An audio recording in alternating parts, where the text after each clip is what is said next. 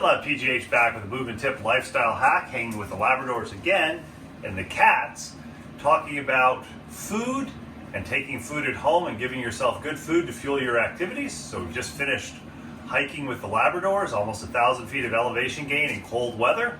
And just like we need to refuel, so do the labs. So one of the things we've discovered is the labs like, as their favorite treat, Pumpkin Biscuits from the Portland Pet Food Company, but they also like frozen cranberries and blueberries. So we'll give them a little bit of a treat. Sit. Cranberry, blueberry, or Portland Pet Foods. So I usually break them in 2 or 3 pieces so they think they're getting more. So move more, move often, and if you have pets, don't forget they need to fuel up too.